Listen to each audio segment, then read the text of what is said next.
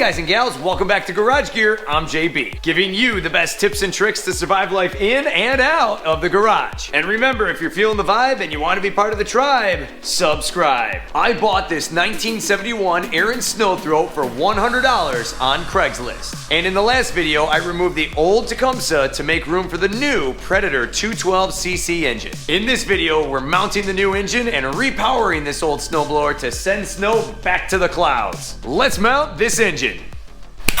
This old Tecumseh is 51 years old, difficult to pull start, and is lacking the overall oomph to help throw some heavy wet snow. And every single time I work on one of these, they never seem to cooperate for one reason or another. Repairing them is not really worth the cost or the time to me. My goal with this snowblower is to combine something old with something new. And I have a friend that is far better at working on these than I am, and I'm sure he's gonna be more than happy to have this. JB, I think it's time for an unboxing video. I totally agree. It's time to unbox that item!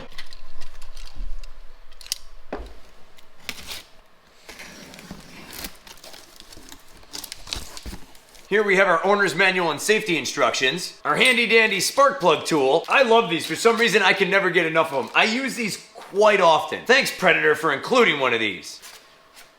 And lo and behold, our 212cc engine.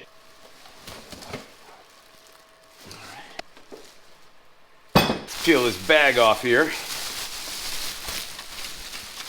Before use, fill gas here, add fuel stabilizer, add engine oil below. Now let's talk about what's going on here. This is your standard overhead valve Predator 212cc engine. A Honda clone for sure. Honda is kind of upset about that. It has a nice big gas tank up top, a little ball and chain to keep your gas cap connected. Here's your air filter box. Here's your throttle lever. Here's your choke and a fuel shutoff valve. Over here on this side is your on-off switch. It has a 3/4 inch drive shaft. And I absolutely love the fact that these oil dipsticks are orange. They totally will match the snowblower that they're going on. I was actually blown away by how cheap I bought this engine for. And I think I may have even found a small loophole in Harbor Freight sales, so listen up. Currently, these engines now run $149. Used to be $99, Harbor Freight. During the Martin Luther King weekend, they were on sale from $149 to $129. Then I had a coupon that I got in my email for either 20 or 25% off. And here was the kicker. The coupon had no exclusions written on it. So I figured I'd give it a shot and went to cash out. And lo and behold, I bought this engine for 97 bucks. Unreal. I've never paid that low of a price for one of these engines ever. That was a steal for this engine. Now there are two types of these engines available at Harbor Freight. This is the non-Hemi version, and you can tell that because it has a shiny overhead valve cover. The Hemi versions actually have a very dull cover here. They also have a slightly different air filter system. I actually went back and forth on this for weeks, determining if I should go with the Hemi or not. And as far as the non-Hemi goes, outstanding reviews. I love these Predator engines, and I believe that this is now the third one that I've bought. Usually I'm putting them on other people's lawn equipment, so this is really cool because I get to keep this one. No issues ever with these on my end. Now here's one more reason why I like the non-Hemi. On the Hemi box, it says that it cranks out 3,600 RPM. Check this out. Here on the non-Hemi box, it says that it cranks out 3,800 RPM. All right. That means right out of the box, this one works a bit harder. After a bit of tuning, we might see if we can get a little bit more out of it. Now what I'm gonna do here is I'm gonna pop off this air filter cover, and underneath you're gonna find a piece of foam. For this application, I'm gonna remove this. Slap your cover back on, and we're good to go. Now going back to the drive shaft here, this is a spot-on match from our previous engine, so our pulley will slide right on. No need for an adapter, thank God. Let's get this engine prepped. I'm gonna start by propping the engine up on some blocks of wood.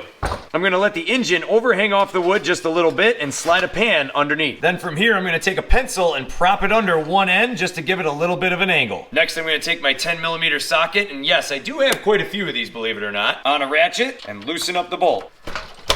Usually they have a little bit of oil in these just for shipping purposes. That looks like about all the oil we're gonna find in there. Next, what I'm gonna do is install this 1/4 inch, 6.4mm oil drain hose. This will make our oil changes a lot easier and a lot less messy. Normally, if this engine were sitting on the back of the snowblower and I had to do an oil change, by undoing that bolt, I would make a mess all over the back of the snowblower. This will prevent that. These are relatively inexpensive, and I'll have them linked down below in the description. I'm going to simply wipe up my mess here. And this one, I took off an old machine, it'll still work fine. Simply twist it in. There we go. Then I'm just gonna take a 13mm wrench and tighten it down. That'll do. Now we're gonna fill this baby up. It says here that 10W30 oil is recommended for general use. It also says you can use 5W30 if you're within the correct temperature range. Most of my snow blowing will take place in this range, so I'm gonna put in 5W30 oil. And if you notice here in the manual, we're gonna fill it up to the thread lines, which is gonna be about 3/4 of the way up the dipstick. Next, we're gonna pour in our oil. That was about half a quart, and we are all set. I'm actually gonna write that down right here on this oil fill sticker. I'm gonna write 0.5 quart. Just so that way, next time I know exactly how much to put in when I do an oil change. Next thing we're gonna do is put some anti-seize on this drive shaft. One thing this bottle does not tell you is that it gets on everything. You have been warned. By the way, I even got it on the camera right now. You wanna coat this liberally, get it all over it. You could put a layer underneath the key if you wanted to. That should do. Now here is the belt cover back panel that goes against the engine. You can see that I left this side white. I just painted the outside black, so that way it kind of matches the rest of the engine. I gave it a quick sand down and hit it with a coat of paint. I'm now going to carefully put on this back panel, and I'm going to avoid the anti-seize. I probably should have done that last, but hey, live and learn. I was just so anxious to get it on there. And what's really cool is these holes line up perfectly with this back panel. I'm going to install my belt guides, and I'm just going to put them on loose. It's 1 and 2. Looks pretty good now. Let's get the pulley on. I'm going to put this pulley on exactly the way that I saw it on the previous engine. I'm going to line up my key slot and slide her on.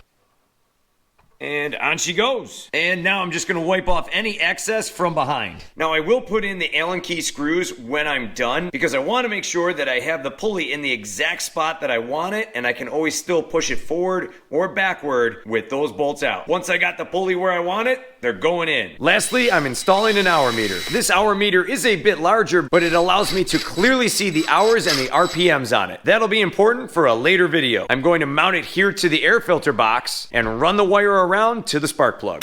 It is now time to get this engine on the snowblower. All right, let's drop this engine in place. That thing looks great already. Now my pulley seems to be directly in line with the pulley below it. So what I'm gonna do now is put in those little Allen bolts and lock this pulley in place. First one going in, that one's all good. And the second one going in. This one seems to land right down on top of the key, and that's okay. She ain't going nowhere. So now the tricky part here is going to be mounting this guy from underneath and up top at the same time. I found that I'm going to need at least a 1.5 inch bolt and a washer from the bottom. This will help support the whole engine from underneath. And then I'm going to lock it down with a lock washer and a lock nut. Get this baby in there. Come on, baby. Come on.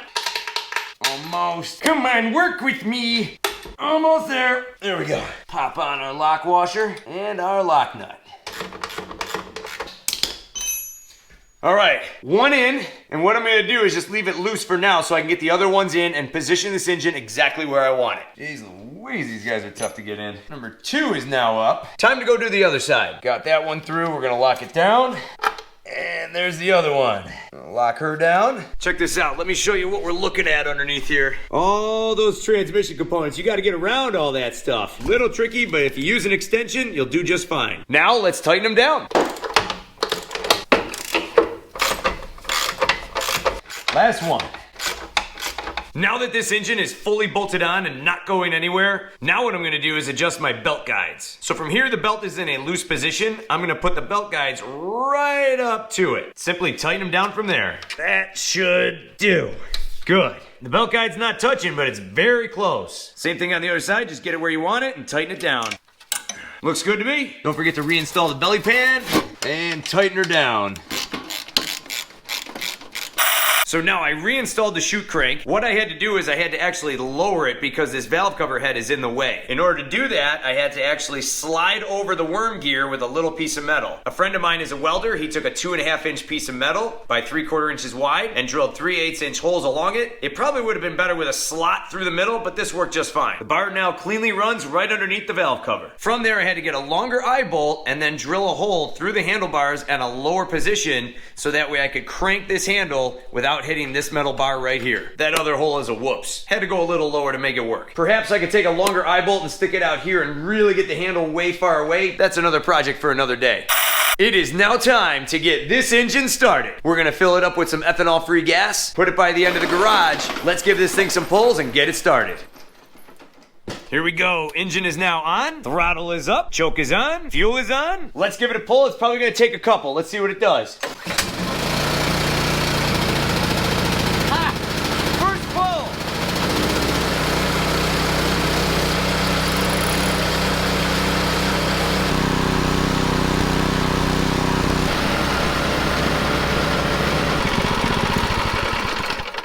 Well, how about that? That ran beautifully. Well, I am very impressed with this new engine. The augers definitely spin at a higher rate. This is definitely gonna help move a lot more snow a lot quicker. The sun is setting, it's getting late, and we're gonna continue to mess with this more tomorrow. Maybe we'll even throw some snow with it too.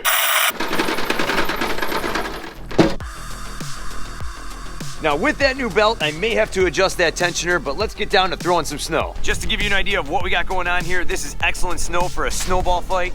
Notice it's really packable. This is good stuff. Perfect for our test today. I have once again taken all this snow and packed it up about 2 feet high by 10 feet long. By the way, who does this? Who takes snow from their lawn and puts it back on their driveway? Well, if you're ready, I'm ready. Let's go throw some snow.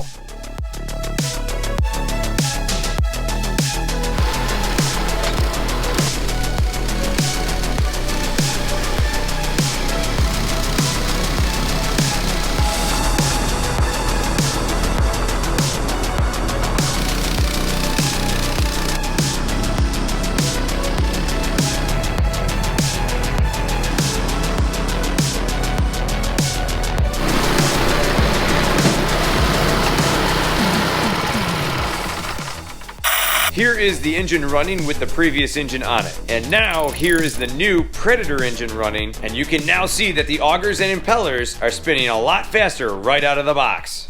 So what do I like about this engine? First off, the swap was pretty much plug and play. It was fairly quick and easy to do. It was almost like it was specifically designed for this machine. Number two is the easy starting. This thing started on the first pull. Can't say that about the last machine. And if I still had that previous engine on there and I was going down the sidewalk and all the way around the corner, and let's say I had to stop the machine, that means I would have to drag it all the way back and plug it in the garage just to start it back up again. Not happening. And three, this machine's got a lot of power. It just ate through all that packed snow, no problem, without even bogging down. It just kept eating and eating and eating. Now let's take a look here and see how far I threw the snow. Where you see this grayish tinge to the snow, that's the new snow that I just threw, and the bright white is what's been sitting there this entire time. Looking here, here's where the snow kind of stops. And counting all my sidewalk blocks, which are about 4 feet apiece, we're at about 30 to 35 feet. Not too shabby, I'm happy with that. A lot better than the previous engine, which only did about 20, 25 feet. I still think that this machine could benefit from an impeller kit and a bigger chute too. I think that we're right on track with this SNO-THRO.